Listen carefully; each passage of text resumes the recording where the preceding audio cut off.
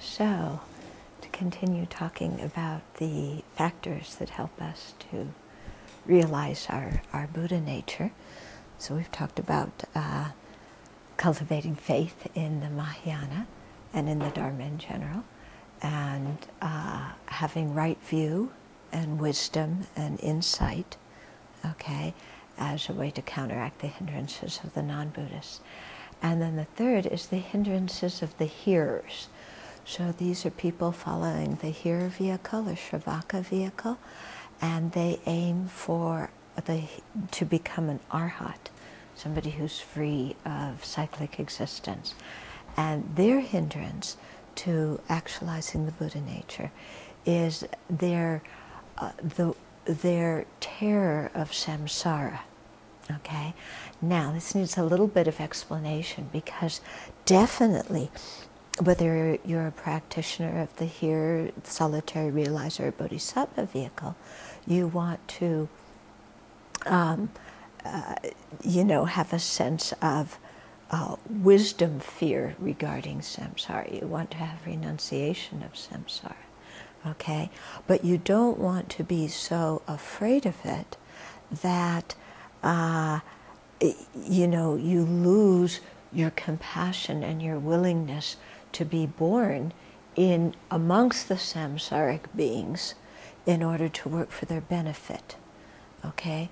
So the hearers have cultivated so much the understanding of the disadvantages of samsara that no way, no how do they want anywhere to be anyway associated with it. They want to stay in their nirvana and have nothing to do with samsara. Whereas bodhisattvas, definitely want to be free of samsara themselves and become fully enlightened Buddhas, but they develop a courageousness when they're training so that they, for the benefit of others, don't mind being born within a samsaric environment to work for the benefit of others. Okay? So, of course, some people say, well, bodhisattvas delay their own enlightenment to work for the benefit of others. That's not correct. Okay? There's no sense in delaying one's own enlightenment when you can benefit others so much more by becoming enlightened. Okay?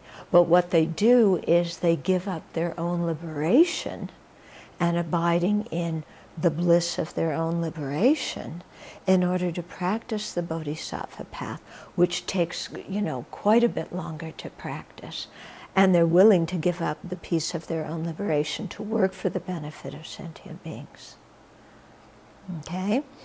So, what the arhats, the hearers, who are so terrified of samsara, the thing that they need to develop that will help give them the courage to work for the benefit of sentient beings is certain kind of concentrations. Specifically, there's one called the treasury of space, and then other types of concentrations. And the purpose of, and these concentrations, are different wisdom minds perceiving reality, but they have a certain blissful quality to them, so that the arhat feels blissful, and that helps them overcome their fear of being reappearing in a samsaric realm. Okay? So while the non-believers need faith and confidence, and the non-Buddhists need the correct view and wisdom, then the hearers need concentration that brings them this bliss, that gives them the courage to be able to benefit sentient beings. Okay? So we also need to develop this kind of concentration.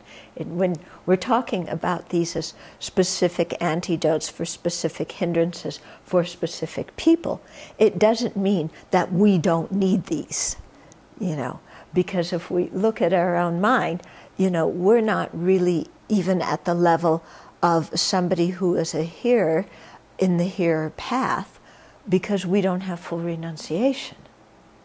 Whereas somebody who has entered the hearer path and path of accumulation, they have that.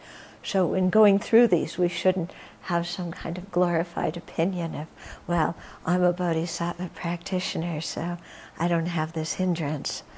Okay, no, we do. Okay, and so we want to develop the antidotes to them. I'm trying the Buddha Gotra is what I'm translating as Buddha nature, but some people translate it as lineage, and it can also be translated as family or caste or type or something, and it refers to kind of like a your disposition, what vehicle, how you're going to practice and things like that. Then there's another term that is Tathagata Garbha, which people translate as Buddha essence. Some people might translate that as Buddha nature too. And then there's another term called the Dharmadhatu, or sometimes Dharmata, and that's referring to the emptiness of a mind that still has defilements. Okay, and the second one that I mentioned, the Tathagata Garbha, that usually refers to the emptiness of the mind as well. Yeah. So in some situations, these three terms are synonymous. In some situations, they draw some distinctions between them. Depends upon the context.